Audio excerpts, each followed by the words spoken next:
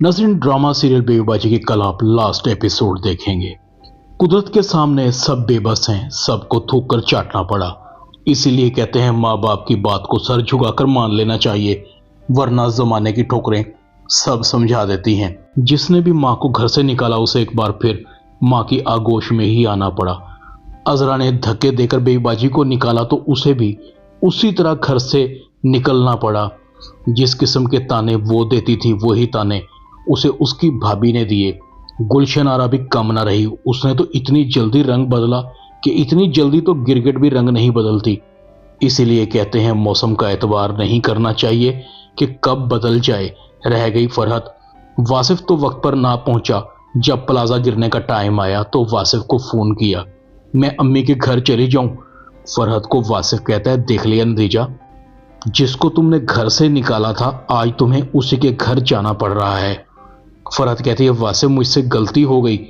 इस तरह अजरा का हाल भी यही है, वो भी बहुत मजबूर हो चुकी है। जब उसके भाई और भाभी भी घर छोड़कर चले जाएंगे तो अजरा और भी परेशान हो जाएगी, उसे तन्हाई खाने लगेगी। उसके पास भी माफ़ी मांगने के अलावा और कोई चारा नहीं बचा।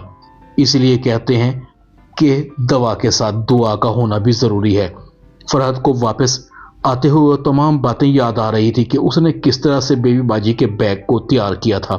फरहत को वो वक्त भी याद आ रहा था जब फरहत ने बेबीबाजी को कहा था कि अम्मी, आपका 1 महीना हमारे पास पूरा हो गया है, अब आपको नसीर भाई के पास जाना है।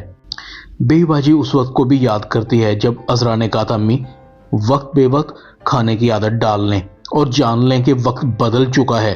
बेबीबाजी को अजरा जिस तरह से घर से निकाल रही थी उसे वो वक्त भी याद आ गया और फिर बेबीबाजी सिद्दीकी साहब की यादों में खो गई। जब सिद्दीकी साहब कह रहे थे, तुम बहुत बहादुर औरत हो, तुमने हमेशा मुश्किलात का सामना बहादुरी से किया, आगे भी करना। नसीर को भी अपनी तरफ से की गई एक एक ज्यादती नजर आ रही थी कि उसने अस्मा जैसे हीरे की कदर नहीं की, जिसने उसकी हर जली कटी बर्दाश्त की, यहाँ तक कि उसने रक्षी के कपड़े तक उससे सिलवाए। वो अपने बच्चे को भी बाप का प्यार न दे सका और आने वाले बच्चे को इस दुनिया में आने ही न दिया। नसीर अस्मा से माफ़ी मांगता है, मुझे माफ़ कर दो, मैं बहुत बुरा हूँ। मुझे अपने दिल में शाहजेब का बाप होने की वजह से ही थोड़ी सी जगह दे दो। मैं वादा करता हूँ मैं तुम्हें बदल कर दिखाऊंगा। वलीद को भी अपने बाप की नसीहत याद आती है, अगर तुम्हारी अम्मी पर कभी बुरा वक्त आए तो उसे संभाल लेना। वलीद अपने बाप को याद करके रो रहा था, काश अबू आप हमारे साथ होते। वासिफ भी अपनी माँ से माफ़ी मांगता है, अम्मी मुझे माफ़ कर दें, हम सब भाई इकट्ठे रहेंगे, अब हमें कोई जुदा नहीं कर सकेगा। बेबीबाजी सबको माफ़ कर देती है, सिद्दीकी साहब आपने हमेशा मेरा ख्याल रखा।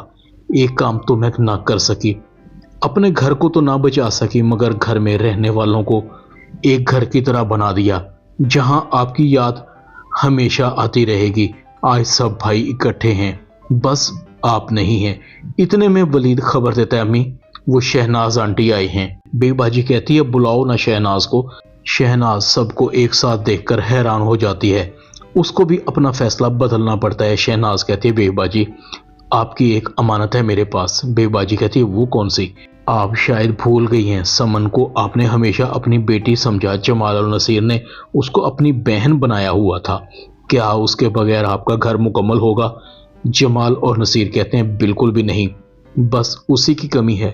इस तरह बेबीबाजी ड्रामा अपने इख्तिताम को पहुंच गया और सबको जजा और सजा भी मिल गई। ड्रामा बेबीबाजी में इतना ही। चैनल को सब्सक्राइब कर दें। शुक्रिया।